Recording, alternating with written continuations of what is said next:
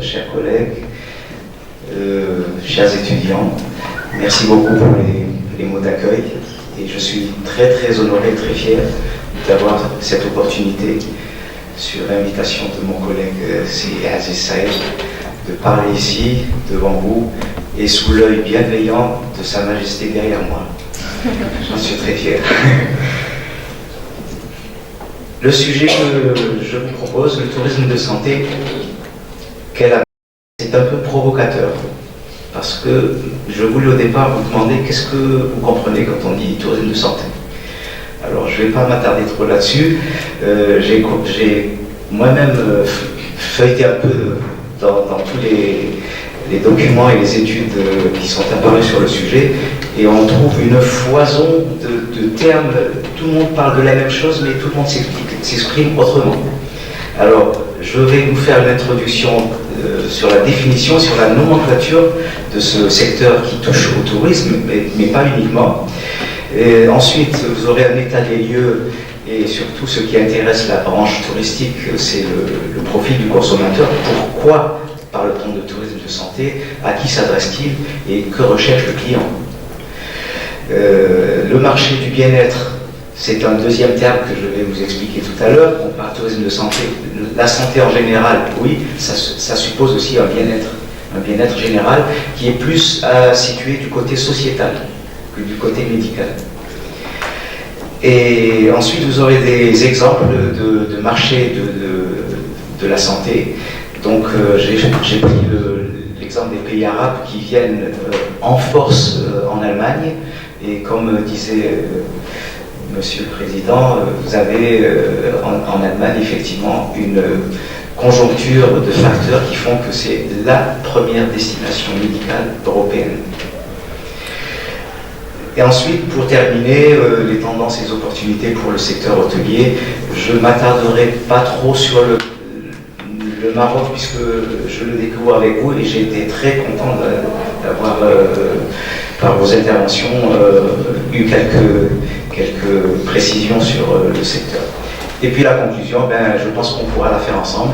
Alors, comme je m'adressais aussi bien au secteur professionnel qu'aux étudiants, je suis plus du côté des étudiants pour l'instant. Je vais donc commencer par vous montrer l'importance du secteur de la santé.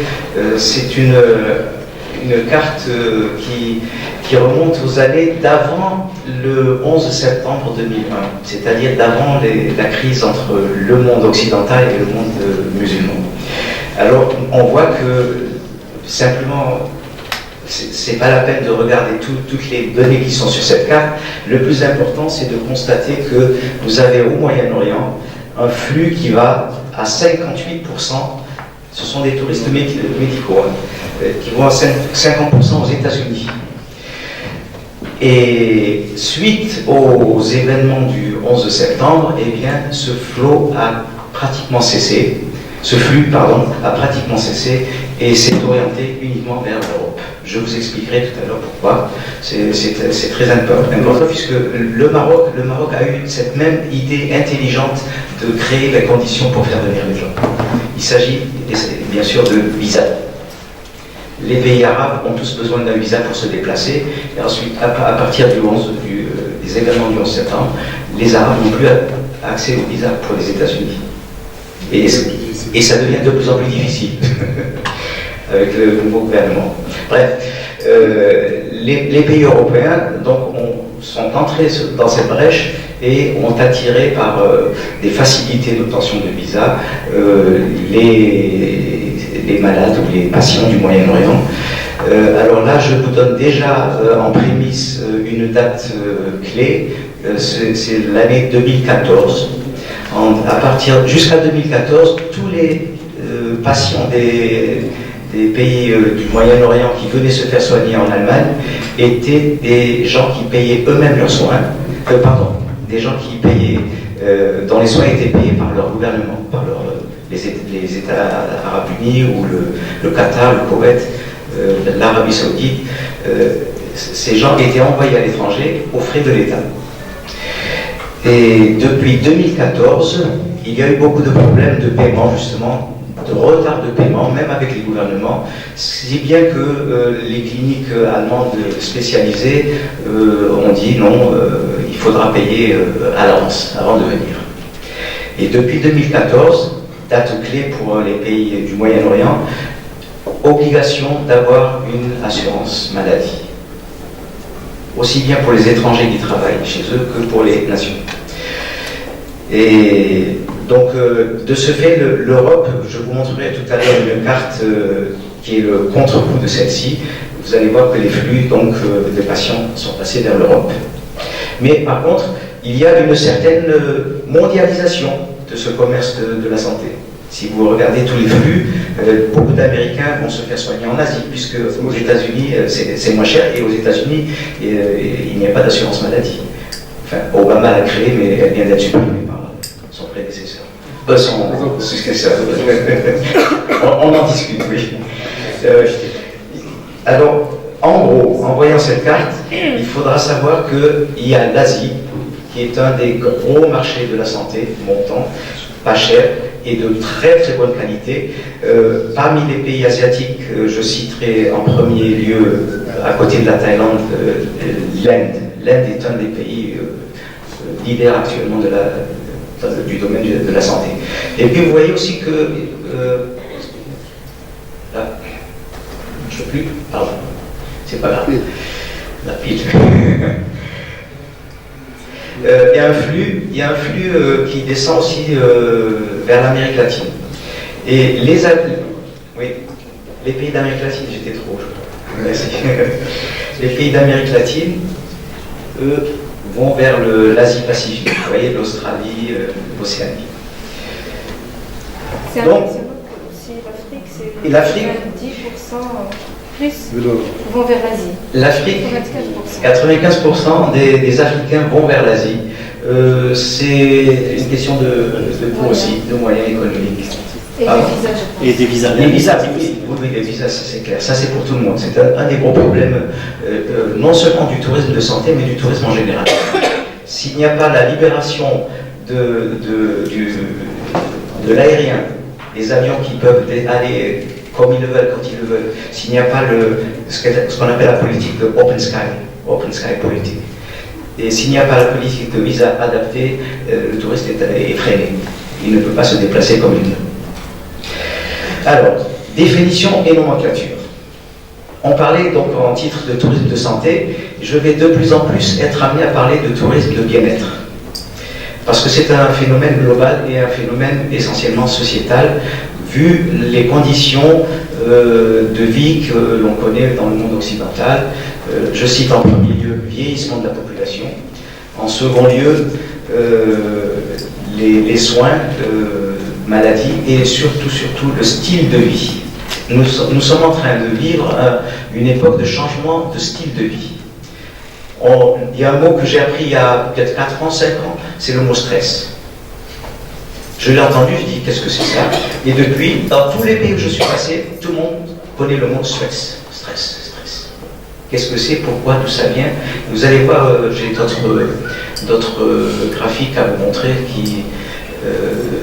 qui touchent au monde du travail, qui touchent au monde de la santé en général. Alors, j'ai trouvé des termes comme tourisme de santé contre tourisme médical. On parle de tourisme médical aussi. On parle de well-being, c'est le bien-être en anglais. On parle de wellness. Alors, pour ceux qui s'intéressent à l'étymologie, wellness, c'est une contraction de well-being et de fitness. On a créé le wellness. Voilà. On parle aussi de spa. Alors, spa, pareil, c'est une grande partie de l'offre des hôtels. Donc c'est assez important. Mais à l'intérieur du spa, vous allez voir que c'est une branche à part aussi qui a son aspect économique qui n'est pas inintéressant. Et une activité ancestrale qui, depuis les Romains, depuis toute l'Afrique du Nord en a, l'hammam et les cures thermales. Les cures thermales, elles sont en train de connaître une grande souffrance et un grand recul par rapport justement à cause du wellness. Alors je vous en parlerai tout à l'heure. Health spa, ce sont des termes que j'ai rencontrés dans la littérature. Health spa, un spa de santé. Quelle est la différence entre un spa et un spa de santé? Ensuite, on a le spa médical. Il y a le wellness médical, maintenant il y a le spa médical. Qu'est-ce que c'est? Quelle est la différence? Il y a le traitement anti-aging. Il se situe où? Dans le bien-être, essentiellement. Et vous avez aussi la nutrition qui devient de plus importante à l'intérieur du tourisme de santé. Vous avez aussi le sport, toutes les activités sportives. Pas de haut niveau, mais le sport. Je fais du sport parce que ça me fait du bien. Et il y a un terme aussi qu'il faut absolument connaître, surtout pour les étudiants, c'est le terme LOHAS. Alors c'est la contraction, l'acronyme de Lifestyle of Health and Sustainability. Et c'est ce LOHAS, il y a toute une littérature qui est née ces dernières années, elle détermine l'offre que doit trouver le client. Alors maintenant des définitions de représentants de ces activités de bien-être. The Global Wellness Institute defines wellness tourism as journeys made by tourists who seek to improve or maintain their well-being during or as a result of their trip.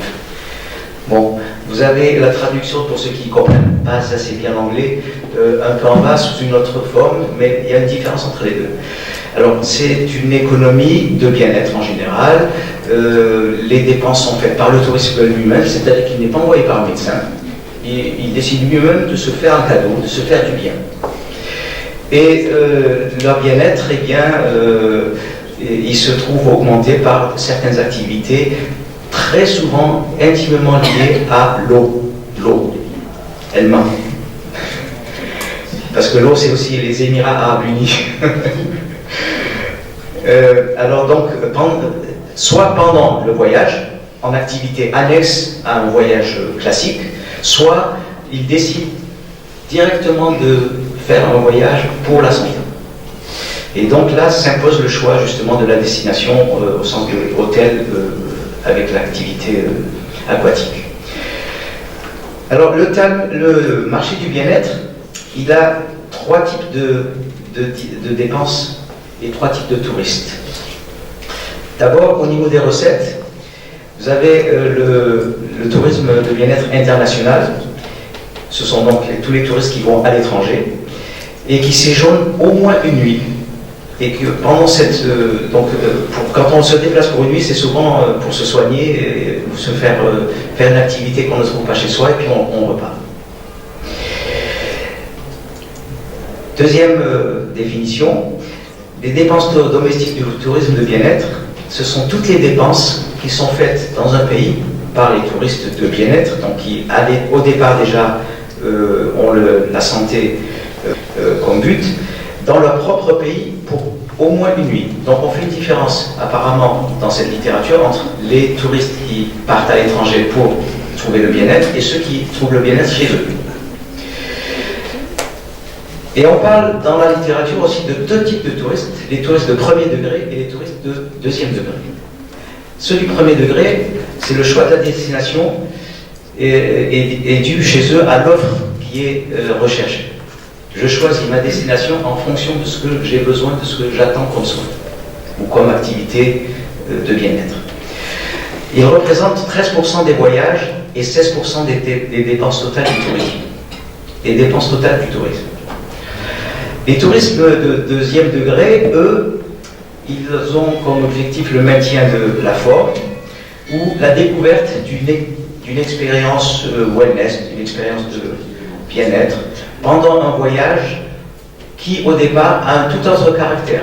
Ça peut être le repos, ça peut être découverte culturelle, mais à l'intérieur de ce voyage, ils incluent une petite activité de bien-être. Ceci représente, et là vous voyez les chiffres sont éloquents, la grande majorité de tous les déplacements touristiques, 87% de tous les touristes qui vont en voyage pour découvrir, pour s'amuser, pour se reposer, et qui incluent quand même une petite activité de bien-être ou de wellness, et cela représente 84% des dépenses totales du tourisme en général. Alors quels sont les soins recherchés? Eh bien, il y a une grande partie de termes qui sont des termes anglais, anglophones, certains qu'on peut traduire en français, certains que les Français ou la langue française a repris telle quelle. Alors la coupe-pressure, vous savez ce que c'est la coupe-pressure? Non, la coupe-pressure avec la pression des doigts. On touche un peu les nerfs avec les doigts. L'acupuncture, c'est avec les aiguilles, oui. L'aromathérapie, c'est des méthodes chinoises, oui. L'aromathérapie, c'est une thérapie qui inclut les odeurs, les parfums. Vous voyez, on touche souvent dans la recherche du bien-être, pas spécialement la médecine, mais aussi la philosophie asiatique, qui vient beaucoup de Chine. L'Ayurveda, tout le monde connaît. Le biofeedback, ça c'est tout à fait nouveau. Le biofeedback, on choisit les produits de soins ou de santé en fonction du label biologique. L'Ayurveda, c'est quoi? L'Ayurveda, c'est une activité qui nous vient de l'Inde et qui inclut le repos de l'esprit par le corps. La chiropratie, les exercices physiques, l'hydrothérapie, alors là vous avez toute la panoplie avec la pression d'un tuyau d'eau, vous avez l'hydrothérapie dans un bain bouillonnant, etc. Manual lymph drainage, le drainage c'est pour activer la circulation sanguine par des massages appropriés. Le massage classique, en fonction des mots que l'on a, le dos, les jambes, tout, même massage facial pour le visage. Et on passe maintenant à un aspect qui est plutôt philosophique plutôt, méditation. La méditation comme activité de bien-être. Ce sont des gens qui sont stressés pendant toute leur vie et qui se disent maintenant, je change de mode de vie, je vais méditer. J'en connais qui s'installent chez eux, un petit hôtel avec des bougies, avec des cloches, et puis ils se retirent et ils entrent dans leur propre personne. Voilà. Ils font abstraction de tout ce qui les entoure. Nutrition counseling, ça c'est tout nouveau et très en vogue maintenant, ce sont les conseils de nutrition. La nutrition, l'alimentation saine est un des facteurs qui se développe le plus rapidement actuellement. Il y a ce qu'on appelle aussi le tourisme culinaire.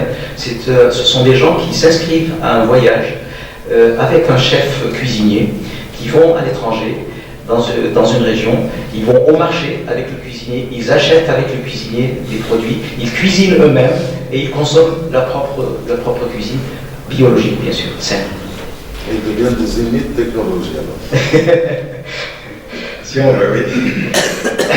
Bon, ensuite il y a toutes des petites sciences annexes comme la relaxation, le sauna, le repos par le sommeil. Il y a des gens qui s'obligent à dormir maintenant pour récupérer, parce qu'ils sont stressés. Au travail, c'est trop stressant. Il y a le chef qui est toujours derrière moi. Eh bien, je suis malade, je vais dormir. Voilà. Pour ceux qui veulent arrêter donc contre la tabagie, de fumer, pour arrêter de fumer, il y a des gens spécialisés, il y a des séries de sessions où on se retrouve entre fumeurs et puis on s'échange. Le management du stress, le tai chi. Alors le tai chi, je ne vais pas vous l'expliquer en détail, mais si vous avez vu un film sur la Chine, sur les travailleurs en Chine, avant d'aller au travail, tout le monde, en pleine ville, à l'usine, tout le monde fait ces exercices. Tai chi. La médecine traditionnelle chinoise trouve de plus en plus accès au bien-être. Et puis pour ceux qui veulent maigrir, weight loss, ça c'est un des phénomènes de la société moderne. McDonald's vous salue. Voilà. Je vais vous dire une chose. Mangez s'il vous plaît de moins en moins de pizza. Dans une pizza, il y a 80% de graisse. 80%. C'est bon, mais c'est pas sain. C'est pas sain à manger. Workplace wellness, de plus en plus de grandes entreprises créent à l'intérieur de l'entreprise un espace santé. On peut faire des pauses pendant le travail, on se régénère. L'employeur paye la pause, mais il sait qu'au final, le rendement sera supérieur. Conversation, eh bien, il faut apprendre maintenant, c'est moderne, il faut apprendre à discuter avec ses voisins. Il y a des cours de conversation. Chez nous, dans les pays arabes, on n'a pas besoin de ça. On sait parler, on sait s'entendre, on sait se disputer, mais on sait se pardonner aussi. On ne sait pas se taire. On ne sait pas se taire souvent. Voilà. Maintenant, on va passer à un domaine plus spécifique qu'on appelle le spa de santé, health spa, et le wellness médical. Alors, je les ai mis en opposition pour vous montrer la différence. Il y a une petite différence. Le spa de santé intègre des services de soins dans le wellness général. Voilà. Je n'ai pas d'autre explication à vous donner. C'est un atout supplémentaire par rapport au wellness, c'est-à-dire où on va dans un parc aquatique et puis on peut nager, on peut aller dans un bain bouillonnant, etc. Mais là, il y a en plus les services d'un spécialiste qui vous oriente sur les mouvements à faire, sur les choses à ne pas faire selon votre état de santé.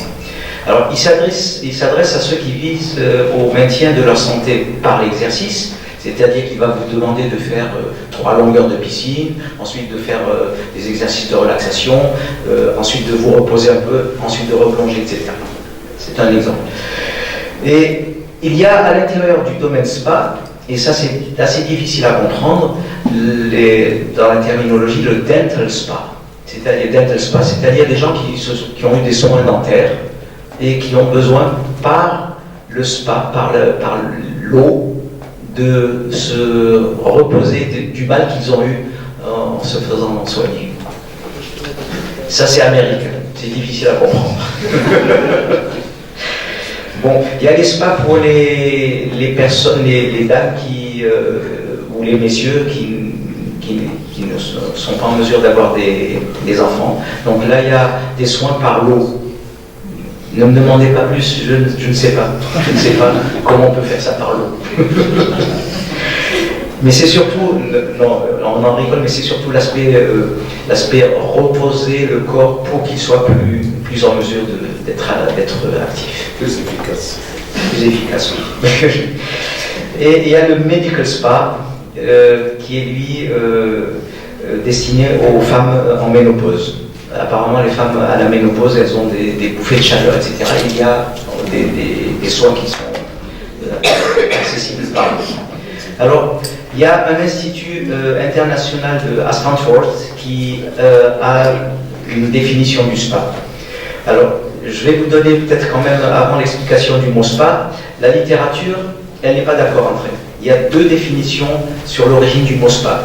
Il y a en Belgique une ville qui s'appelle Spa, qui est l'une des villes précurseurs des soins par les eaux. Alors Spa, c'est une ville en Belgique. L'autre partie des chercheurs disent, ah non, Spa, ça vient du latin sanitas per aqua, c'est-à-dire acquérir la santé par l'eau. Voilà. À vous de choisir, les spécialistes ne sont pas d'accord. Alors ce sont des établissements qui font la promotion du bien-être en proposant des services thérapeutiques ou autres. C'est-à-dire vous pouvez aller librement, vous faites ce que vous voulez, ou alors vous vous faites un peu guider par un moniteur qui vous dit voilà, pour vous, il faut plutôt ça ou ça ou ça. Selon que vous pesez 50 kg ou 200 kg, il y aura une différence de traitement, c'est sûr. Donc il y a quand même des professionnels dont le but c'est la régénération du corps, de la pensée et de l'esprit. Et cette définition est intéressante parce qu'elle passe outre la définition du soin du corps. Ici on intègre la pensée et l'esprit. C'est-à-dire méditation, repos. Et enfin, le 3e pilier du volet de la santé, c'est le thermalisme.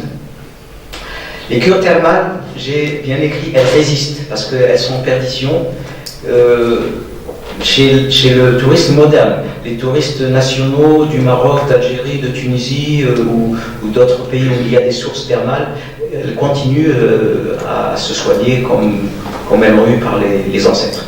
Mais le domaine du thermalisme en termes économiques, il est en régression et il a généré 50 milliards de dollars de revenus en 2013. Je n'ai pas trouvé d'autres chiffres depuis, mais la part diminue régulièrement à cause du wellness et de l'offre. Alors quelques chiffres. La seule industrie du spa a généré 94 milliards de dollars en 2013, c'est-à-dire une hausse de 58% en l'espace de 6 ans. Et j'aurais dû mettre des points de suspension ici en mettant ça continue. L'industrie du spa connaît un boom économique. En France, le marché de spa représentait fin 2014 20% du marché global de la piscine. C'est-à-dire que les spas, les centres de spa sont en train de concurrencer les piscines communales ou les piscines olympiques. Les gens vont plutôt au spa parce qu'il y a à la fois la piscine et à la fois les bassins de traitement. Alors il faut savoir qu'il y a donc depuis 2014 32 000 spas. L'Europe est la principale région de profit pour les professionnels de ce secteur, devant l'Asie Pacifique, la région Asie-Pacifique et devant l'Amérique du Nord. Donc on retrouve ici ce que je vous ai indiqué au départ, que l'Europe a pris le relais en fait des États-Unis. Alors ici c'est un peu petit à lire, je suis désolé, mais j'ai fait un rapport global maintenant des critères, alors vous avez les critères, vous avez ici le medical wellness et vous avez ici les cures et les convalescences. Les critères s'adressent à certains types de clients. Vous avez ici les sujets qui sont sains et ici les sujets qui sont malades. Donc les personnes saines décident librement d'aller faire du wellness ou du wellness médical. Celles qui vont en cure ou en convalescence, ce sont des sujets qui sont au départ malades et qui veulent récupérer de leur maladie. Donc ils sont envoyés en cure par un médecin. Je ne peux pas moi-même dire je vais en cure, sauf si je paye tout, bien sûr. Alors les motifs qui conduisent ces gens à aller soit ici, ce sont la prévention, le support de la santé. Ici, il s'agit plus de guérison ou d'apaisement de maux.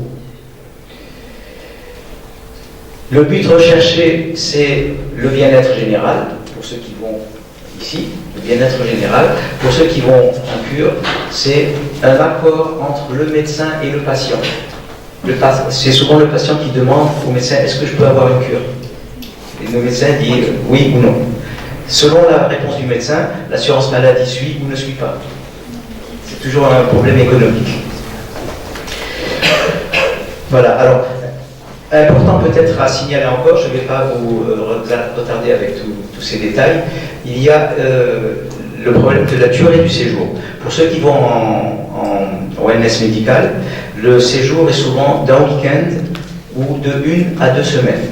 Pour ceux qui vont en cure, c'est souvent 2 ou 3 semaines, ou plutôt 3 semaines, au moins, parfois plus longtemps, selon la maladie que l'on a. Bon, et la prise en charge, pour le wellness médical, c'est un autofinancement. Aucune caisse ne prendra en charge du wellness. Si vous allez par contre en cure, c'est souvent une négociation entre le médecin qui vous prescrit la cure et le client qui dit oui, je peux participer en partie ou non, je ne peux pas. Voilà. Alors maintenant, on va essayer de trouver un peu la raison de ce boom du wellness médical et des cures. Eh bien, je vous avais dit au départ qu'il s'agissait d'un problème sociétal. Le Global Wellness Institute a fait une enquête et il a trouvé que 45% des travailleurs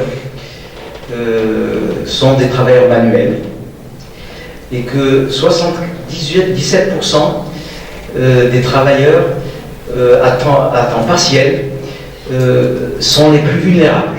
C'est-à-dire quand on a un souci d'emploi, mon emploi n'est pas sûr, je commence à cogiter et je deviens mentalement malade. Et quand je suis mentalement malade, c'est le physique qui va suivre derrière. Mon système immunitaire est déficient et j'attrape d'autres maladies. C'est ce que voulait démontrer cette enquête. Alors, le deuxième aspect, c'est la colonne du milieu. Le deuxième aspect de cette enquête, c'est le vieillissement de la population. Vieillissement général dans le monde occidental. En Afrique, c'est le contraire, bien sûr. Dans les pays arabes, on a une tendance à la stabilisation de la population. Le Maroc a, je crois, 39 millions d'habitants. L'Algérie vient d'atteindre les 40 millions. Et le troisième aspect de cette enquête, c'est l'insatisfaction dans le monde du travail, qui est grandissante et qui provoque justement cet état de stress. Alors, pour vous donner une indication concrète, vous avez ici 2,3 millions de personnes qui meurent chaque année au travail. Pas uniquement des accidents, il y a aussi des suicides, tout est inclus là-dedans. Je ne donne pas trop de détails sur cette enquête. Et ensuite, 313 millions d'accidents du travail. C'est énorme. C'est énorme parce que tous ces gens ont besoin ensuite de soins, ont besoin de repos, ont besoin de retrouver confiance en eux, dans leur travail. Et c'est ce qui fait que, justement, le domaine du wellness médical est en train de croître. Deuxième tableau, plus économique, concernant l'industrie du spa. 46, c'est des milliards, en millions, c'est exprimé les chiffres sont exprimés en milliards. Alors 46 milliards de dollars, puisqu'il s'agit d'une enquête effectuée aux États-Unis, en 2008, pour toutes les dépenses effectuées au niveau des spas. Alors, vous voyez, c'est assez détaillé, mais ce que je voulais vous montrer par ce graphique, c'est surtout l'importance de certains secteurs. Regardez ici, 500 milliards pour les soins de beauté, les produits de l'industrie de la beauté, l'industrie entre guillemets pharmaceutique. C'est un des volets les plus coûteux en dépenses pour le bien-être en général. Un deuxième chiffre important, qui prend de l'importance, c'est aussi le dernier ici, 162 milliards pour l'alimentation de plus en plus saine, rechercher le secteur du bio. Et là, le Maroc, je crois, est assez bien placé pour ça. J'ai même trouvé de l'huile d'argan bio maintenant. Et je me suis dit, mais l'huile d'argan est naturellement bio, pourquoi le signaler? Puisque c'est un produit naturel. L'arbre n'est pas traité. Et ça, ce sont des aspects marketing. Troisième graphique, comment le secteur du bien-être. Alors, rapidement, il y a 3 piliers conducteurs pour avoir du succès dans le bien-être. C'est Current and Future Spa Manager Directors, c'est-à-dire les leaders. Les leaders du secteur spa doivent être bien formés pour être concurrentiels. Ensuite, vous avez l'industrie du spa, c'est-à-dire tout le secteur industriel qui vend les piscines, les bassins, les tuyauteries, etc. Et vous avez de ce côté, pour moi, l'aspect le plus important, c'est l'aspect humain, c'est l'aspect de formation du personnel. Je le dis et je le répète pour tous les aspects, que ce soit le wellness en général, le wellness médical, le spa médical, les cures. On peut construire un bâtiment, un hôpital en 1 an, maximum 2 ans. Et quand on a construit cet hôpital, il faut l'alimenter en personnel, en ressources humaines. Or, vous formez un médecin en 7-8 ans, vous formez un administrateur en 4-5 ans, vous formez un spécialiste de tel secteur en 4-5 ans. Donc, à mon avis, pour avoir du succès, avant de construire un hôpital, il faut former les médecins. Pour qu'à la fin, au final, la fin de la construction du bâtiment et la fin de la formation des médecins arrivent en même temps. Et nous, dans les pays d'Afrique du Nord, on fait l'inverse. On construit des hôpitaux clés en main, avec toute la technique qu'il faut. Et après, on se met à la recherche de techniciens spécialisés. C'est comme on dit en français, on met la charrue avant les bœufs. Avant d'avoir le cheval qui tire la charrue, on achète la charrette. Il faut avoir le cheval d'abord. Voilà. Rapidement donc, ça c'est pas trop.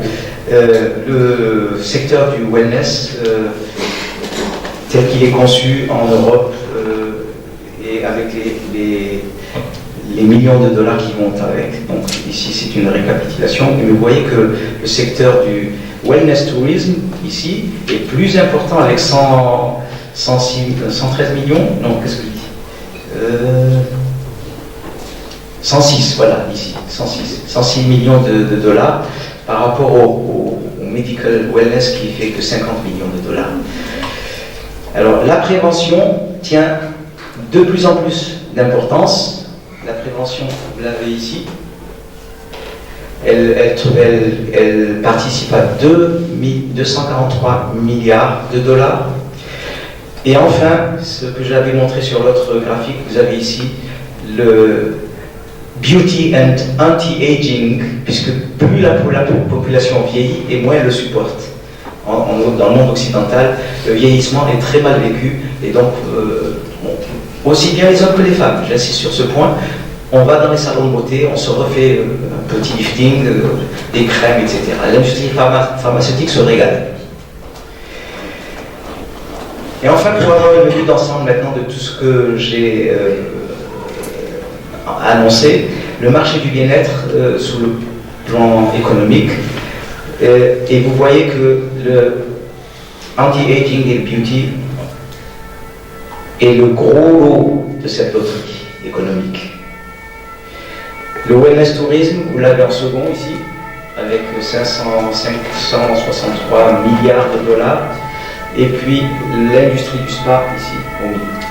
Tout le reste, c'est annexe. Alors pour vous donner un exemple de ce que peut faire l'industrie hôtelière pour construire un hôtel avec un spa ou un centre wellness, la répartition à l'intérieur d'un centre de spa, vous avez ici la moyenne de la surface. Ici vous avez la surface en mètres carrés, ici vous avez la moyenne des investissements, et ici vous avez les coûts totaux à investir. Alors pour construire un secteur de piscine ou bassin, vous avez besoin de 37% de votre surface totale, vous avez besoin de 220 mètres carrés à l'intérieur de votre centre, et vous avez besoin de 2 millions 800 000 dollars. Et ici, le coût total, ça vous revient à 600 000, uniquement pour un bassin. Ensuite, ici, vous avez la section traitement sous toutes les formes. Ça va vous revenir à 450 millions de dollars. Vous avez 1000, pardon. Oui. Le sauna en troisième, ça va vous faire 250 000. Le centre fitness pour les exercices, etc., 75 000 dollars. Et puis pour les douches, les vestiaires, etc., 80 000. Au total, vous aurez besoin d'1 487 000. Voilà, pour une surface de 600 mètres carrés. Ça, c'est un exemple que j'ai pris d'un hôtel en Allemagne. Alors, maintenant on a parlé de toutes ces maladies, de toutes ces formes de soins, etc. On va passer à des exemples plus concrets. La destination tourisme médical, les Arabes en Allemagne. Je vous ai dit qu'à partir du 11 septembre, les touristes médicaux arabes qui allaient aux États-Unis n'avaient plus le visa, donc ils se sont orientés vers l'Europe. Et à l'intérieur de l'Europe, allez savoir pourquoi les Arabes adorent les Allemands. Et je me souviens quand j'étais étudiant, on me disait « Ah, Hitler, al-Hajj ». Bon, ça sonne très très mal en Allemagne quand on dit ça, mais je crois que les Arabes en général ont tous une admiration pour l'Allemagne. Bon, c'est pas uniquement le FC Bayern, c'est pas uniquement le football, c'est pas uniquement... Mais il y a tout une palette de raisons qui font qu'ils sont admirés. Alors, je vais vous donner tout à l'heure des éléments plus concrets. D'une manière générale, 5,7 millions de personnes sont intéressées par les vacances wellness. 5,6 millions de personnes sont intéressées par des vacances uniquement de prévention de la santé. On se prépare pour avoir un meilleur rendement. Je me fais du bien. Et 4,5 millions de personnes sont intéressées par des véritables vacances wellness avec un petit suivi de spécialistes ou médical.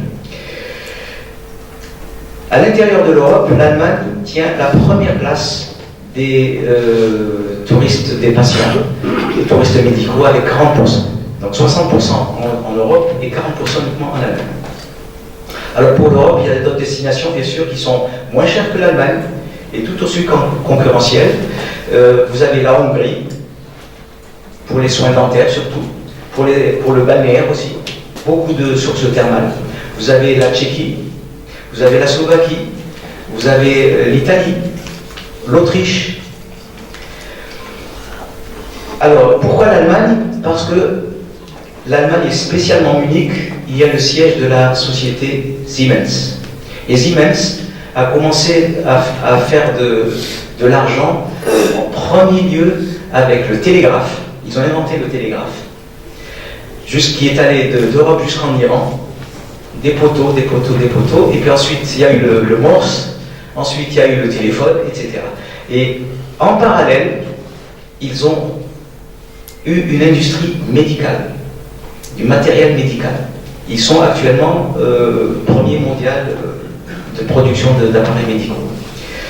Donc une technologie de pointe et surtout, et là je veux le souligner en rouge, une formation des médecins et du personnel paramédical des plus sophistiqués.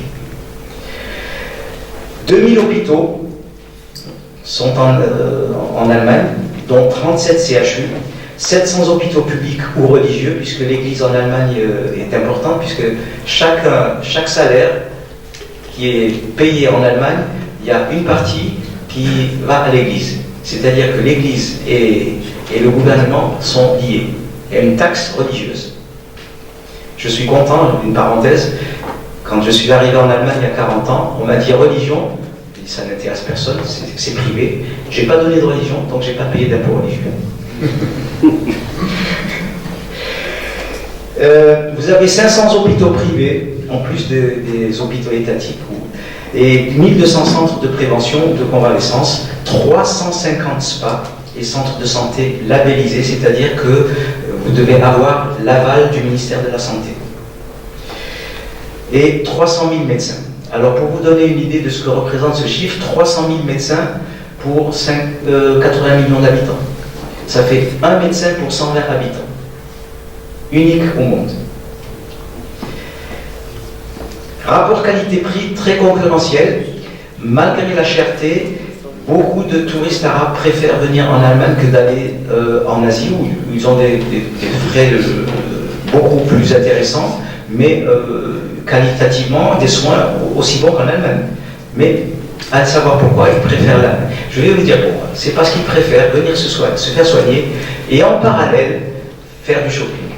Activité principale des pays du Moyen-Orient. Shopping en Allemagne. Et pourtant ils ont des duty-free de tous côtés. Les prix sont meilleurs qu'en Allemagne, dans les duty-free d'Abu Dhabi ou de Dubaï. Mais non. Je crois qu'il est très difficile de comprendre la mentalité d'un Arabe.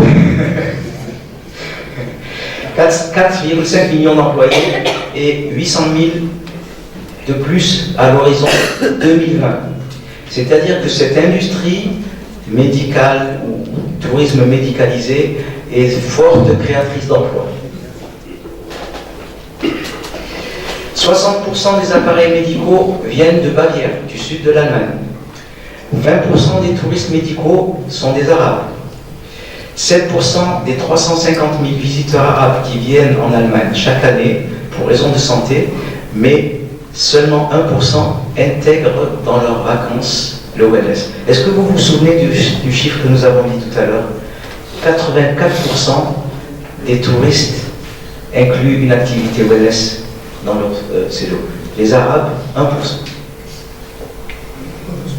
Mais musulmans. Je veux dire, attention, excusez-moi. Quand je parle des Arabes qui viennent en Allemagne, c'est uniquement Moyen-Orient. C'est-à-dire Abu Dhabi, Dubaï, les Émirats Arabes Unis. En deuxième lieu, l'Arabie Saoudite. En troisième lieu, le Koweït et le Qatar. Et en sixième lieu, l'Égypte.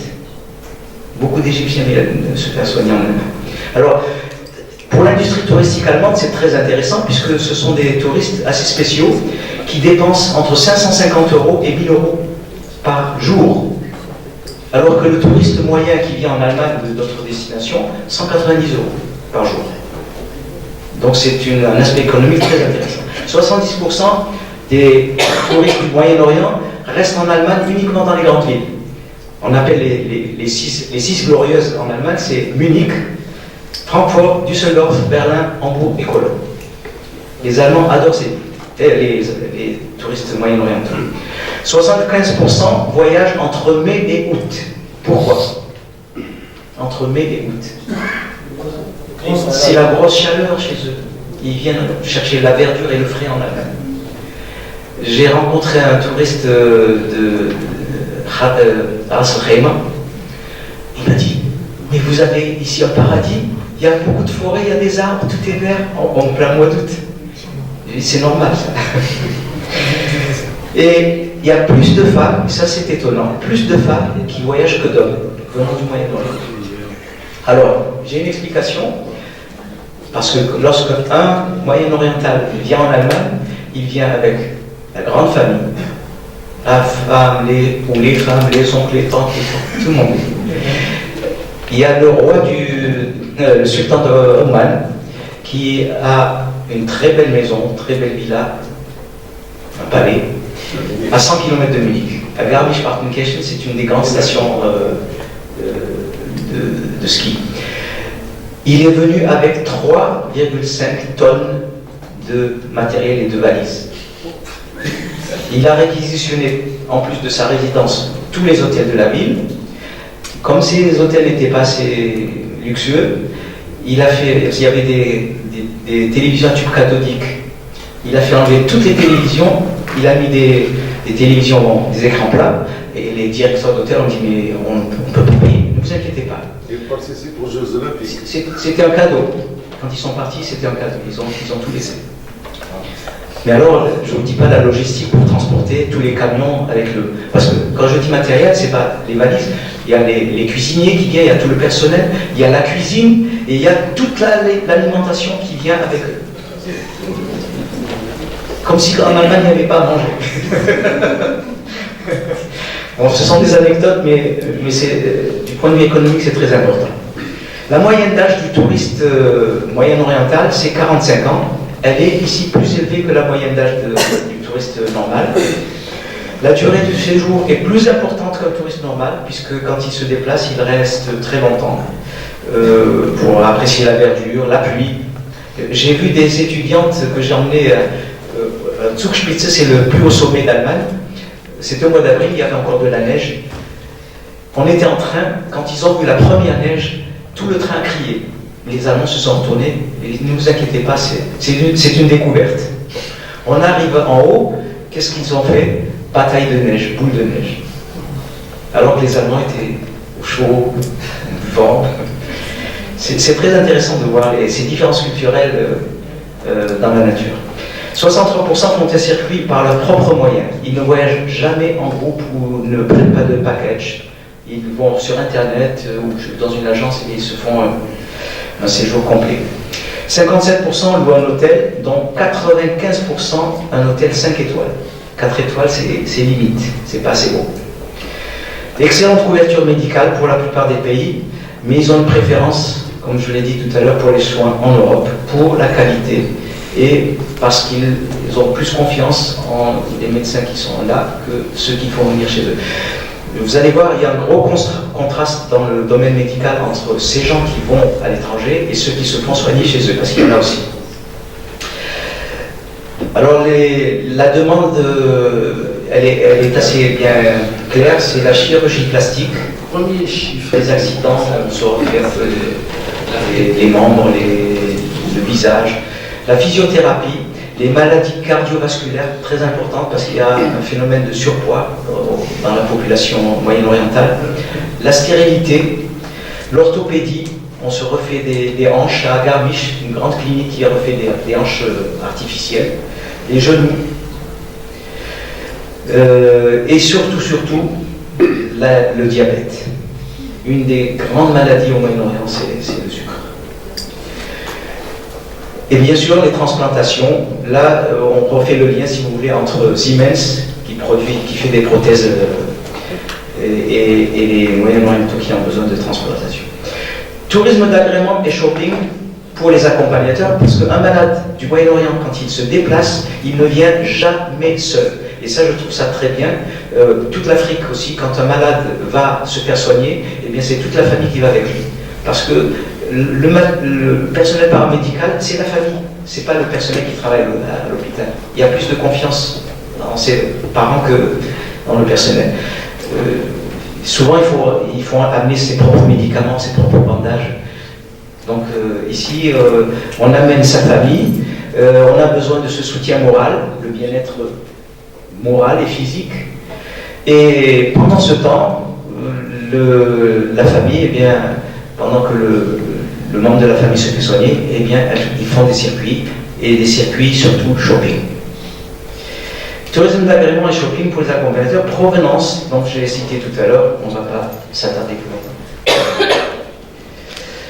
Inversement, donc on va inverser la tendance. Maintenant, il y a des pays, deux destinations spécialement, c'est Dubaï et l'Arabie Saoudite, qui investissent énormément, des milliards et des milliards dans l'industrie médicale. C'est-à-dire qu'ils se font construire des hôpitaux dernier cri, très très modernes. Toute la technique est présente. Et ensuite, eh bien, le problème dont j'ai parlé tout à l'heure, on fait venir des médecins d'Inde, des Philippines, de Thaïlande et d'Allemagne. Souvent, on fait venir des médecins, des spécialistes de pointe allemands pour 2-3 jours pour faire une opération à Dubaï et il retourne chez lui dans son cabinet. Alors, apparemment, les coûts ne sont pas le premier critère. Il y a 1 million de touristes médicaux par an qui sont attendus à Dubaï, avec un accroissement annuel de 10 à 15%. Ils sont en train d'inverser la tendance. Ils exportaient des touristes médicaux à l'étranger, maintenant ils captent des touristes médicaux chez eux. Vous savez que Dubaï est un hub pour les Emirates, très important. C'est une plateforme entre les États-Unis, l'Europe et l'Asie. Tous les avions de Emirates font escale là-bas. Alors, pour ceux qui font escale, il y en a 15%, 10 à 15% qui sont captés, qui passent une semaine des soins avant de continuer vers l'Asie. J'ai été étonné d'apprendre ce système. Emirates Airlines transporte chaque jour 1500 touristes médicaux. Création d'un visa court, et là on rejoint ce que je disais au départ de ma présentation, le problème des visas a été réglé à Dubaï. Pour ceux qui viennent se faire soigner, il y a un visa court pour les spécialistes que l'on fait venir, et il y a un visa pour les patients de 3 mois, renouvelable 3 fois, c'est-à-dire qu'un malade qui va se faire soigner là-bas, il peut rester 9 mois consécutifs. En tête des dépenses de santé, vous avez l'Arabie Saoudite, suivie des États Arabes Unis, du Koweït et du Qatar. Ces États couvrent 80% des investissements du secteur hôtelier. 20% ce sont des banques ou des personnes privées. YouGov, c'est un centre de recherche gouvernemental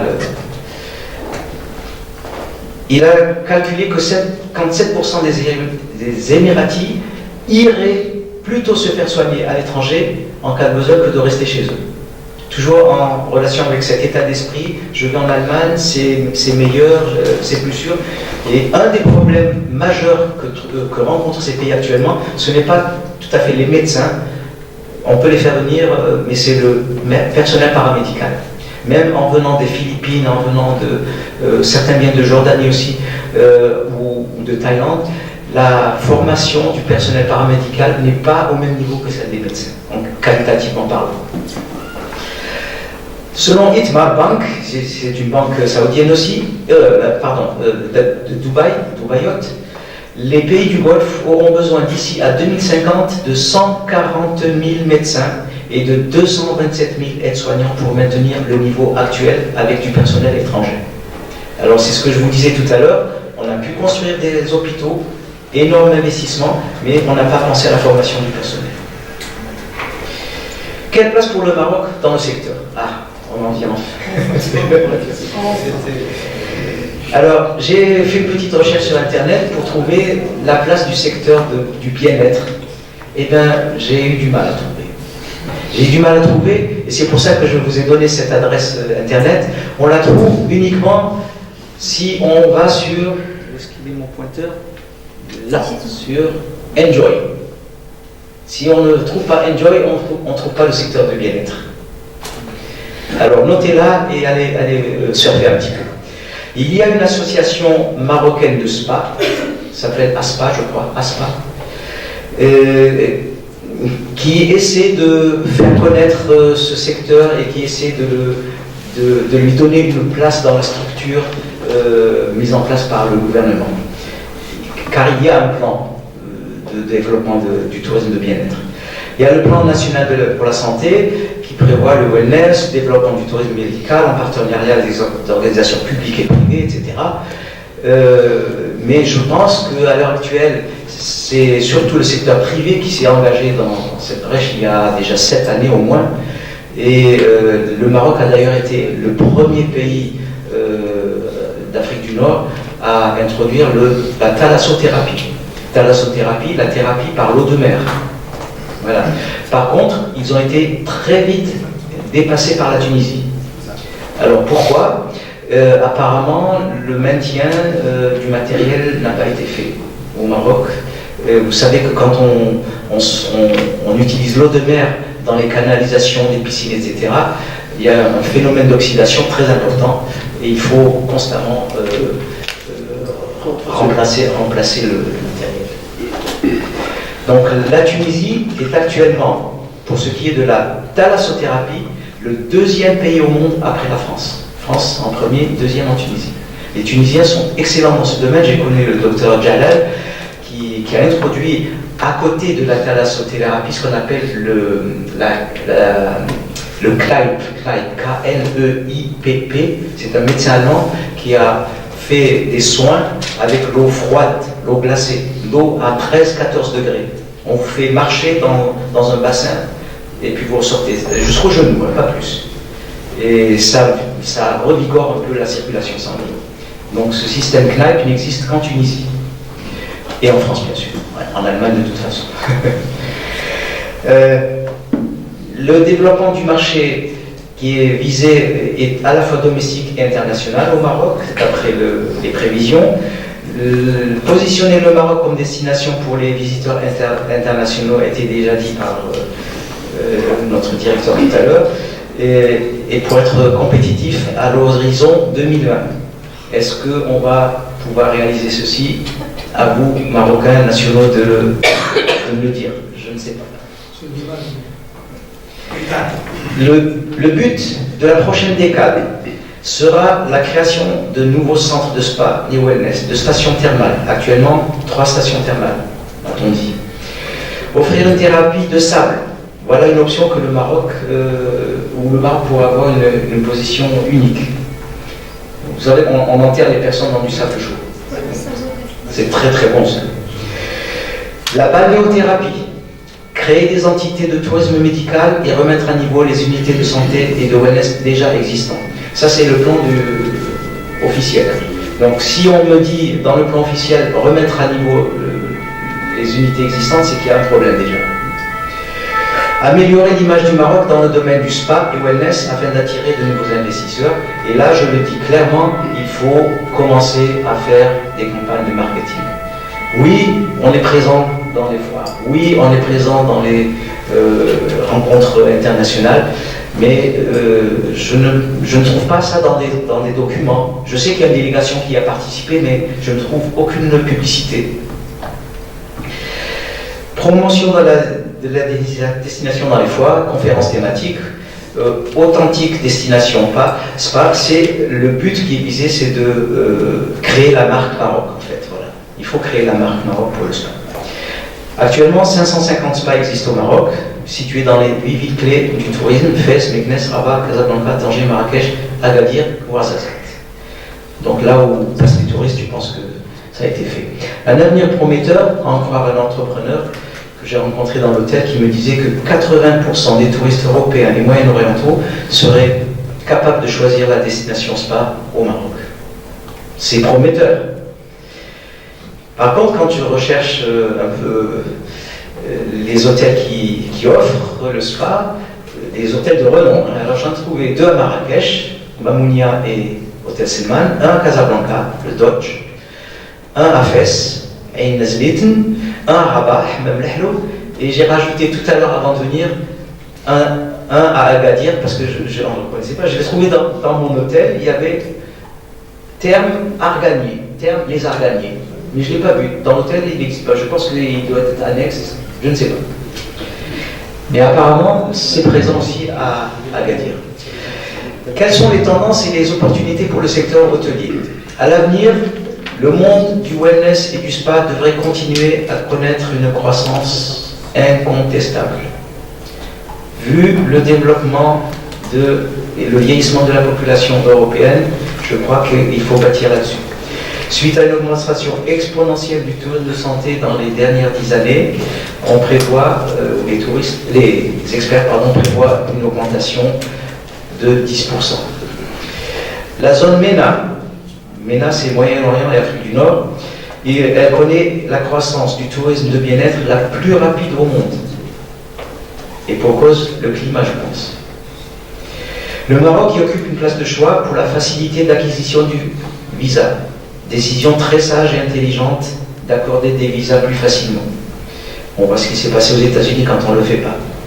Le secteur hôtelier devra donc saisir cette opportunité en tenant compte de certaines conditions. D'abord, il faut personnaliser les offres de soins. On ne peut pas dire, voilà, cet hôtel est spécialisé dans ça, et puis on laisse venir les gens. On s'adresse aux gens, vous avez besoin de quoi, et je vous propose l'offre. On se dote des outils de diagnostic complet. Quand quelqu'un vient, et ça la Tunisie le fait pour la thalassothérapie, vous êtes client dans l'hôtel, vous passez par un médecin de l'hôtel. Et lui jugera si vous êtes apte à suivre les traitements proposés dans l'hôtel. Sinon, il y a le risque d'attraper une crise cardiaque pendant les soins. C'est l'hôtel qui est responsable. Donc il faut médicaliser le suivi. Tout cela vise à une prise en charge globale de la santé en intégrant l'authentique et les produits du terroir.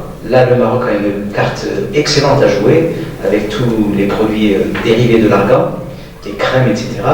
Mais surtout former le personnel à des tâches nouvelles. Pourquoi des tâches nouvelles? Parce qu'il y a des changements de la société dont il faut tenir compte. Je pense que nous avons ici, en notre présence, les 2 types de générations concernées. Il y a la génération X, c'est celle qui est née entre 1961 et 1970, je n'en fais plus partie, et qui loue le plus de séjours spa actuellement. Donc il y a bien une tranche de la population qui est attirée par ce type d'offre. Et il y a la génération Y, beaucoup plus jeune, entre 82 et 2000, pour leur date de naissance. Elle est bien informée, elle va sur Internet, partout. Elle aime acheter et profiter de la vie, mais elle aime surtout avoir, si elle fait des soins, des résultats immédiats. Je veux tout et tout de suite. C'est un peu ce que disait le collègue Aziz, qui me disait, il y a un hôtel qui proposait soit le Wi-Fi, soit le petit déjeuner. Et bien la majorité a choisi le Wi-Fi et pas le petit déjeuner. C'est certainement de cette tranche de génération. Donc, ceci a une incidence. Ces deux types de générations, ça a une incidence directe sur la demande future. On veut de plus en plus tenir compte de la diététique et ne plus être très gros. On veut mincir. Donc, il faut proposer aussi le design sonore, c'est-à-dire que quand on va dans un milieu pour trouver du bien-être, il faut que l'ambiance soit bonne. Il faut une musique décente, pas de rapago. On fait de la musique douce, on va dans un bain avec de la musique à l'intérieur de l'eau. J'ai vu ça à Lanzarote, en Espagne, qui sont très bons aussi dans le wellness. Il faut rechercher les marques et rechercher des concepts viables, des concepts médicalisés viables. Il faut aussi proposer une esthétique instrumentale. Qu'est-ce que ça veut dire ça? C'est-à-dire que l'industrie qui propose des appareils médicaux, etc., elle ne va pas proposer n'importe quoi. Il faut que, en plus du soin que l'on peut acquérir, il faut que ce soit beau à voir. La beauté, le plaisir réside dans les yeux aussi. Il faut des parcours de soins scénarisés. De plus en plus, les jeunes veulent avoir une expérience. Il faut les amuser. Et donc, il faut leur préparer un parcours de soins, mais où ils ne s'ennuient pas, où ils trouvent que c'est bien. Oh, il y a de l'ambiance ici. Il faut les fidéliser, et on les fidélise si on tient compte de leurs souhaits. Il faut leur faire une offre sur mesure. De plus en plus, malheureusement, le monde occidental s'est individualisé. La famille est éclatée.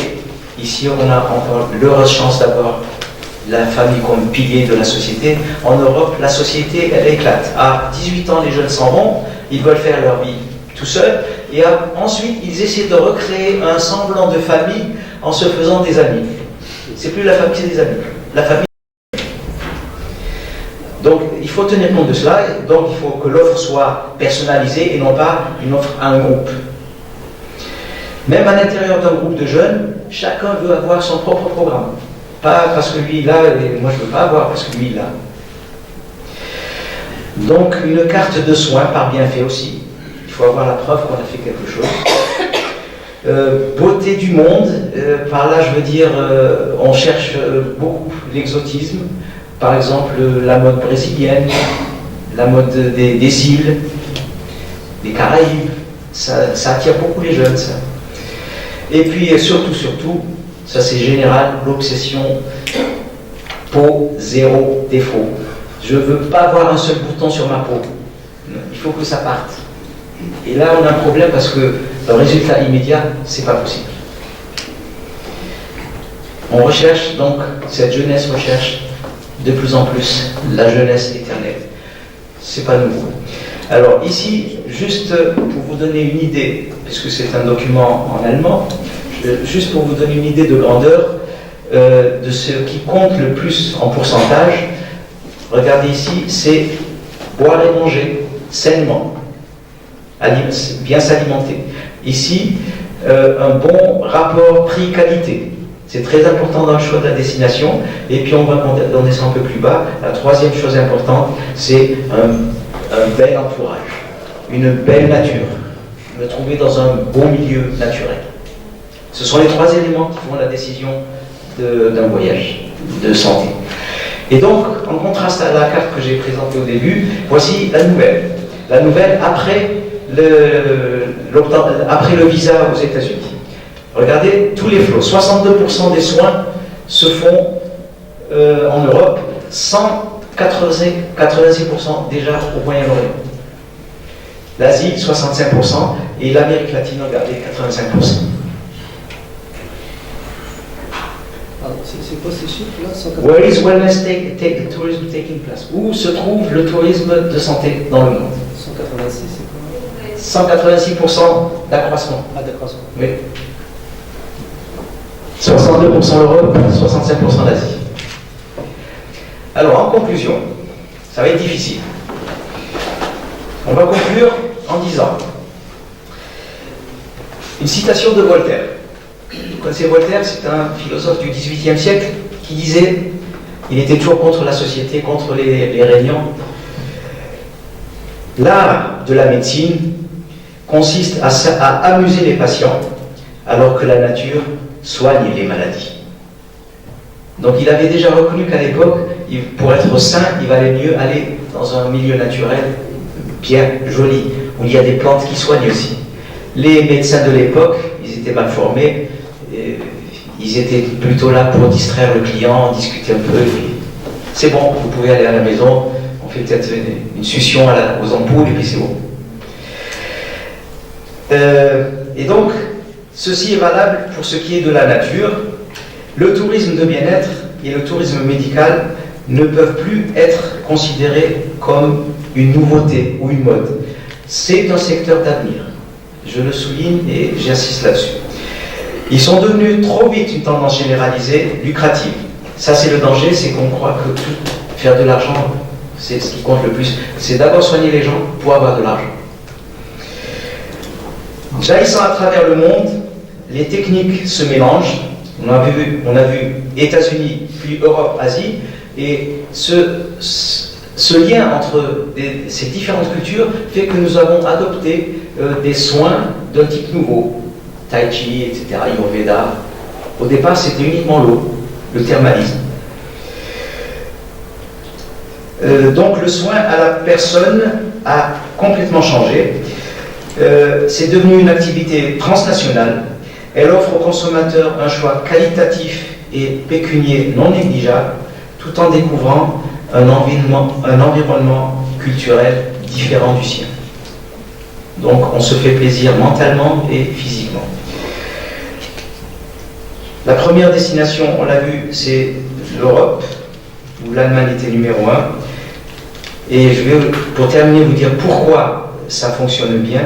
C'est parce qu'il y a un réseau qui s'est créé, un réseau entre trois piliers, des cliniques de bonne facture qui existaient, mais c'est surtout la coopération entre les cliniques, les médecins, les hôtels, donc du secteur touristique, et qui se sont mis ensemble pour former un nouveau centre de décision qui coopère, et ça existe à la fois à Berlin et à Munich. Ce sont les deux centres où ont été créés ces réseaux officiels, où se retrouvent les représentants de ces secteurs. Et donc, ils s'adressent au marché à la fois local et international. Voilà. J'espère ne pas vous avoir trop bombardé de statistiques mais je trouvais que c'était important à la fois pour les étudiants de leur donner un créneau de définition, et pour les gens du secteur touristique, qu'ils sachent que le bien-être est un secteur d'avenir, et que investir, ça ne veut pas automatiquement dire perdre de l'argent, et c'est aussi une action humaine de s'adresser à l'autre. Voilà, merci de votre attention. Et la parole est à vous.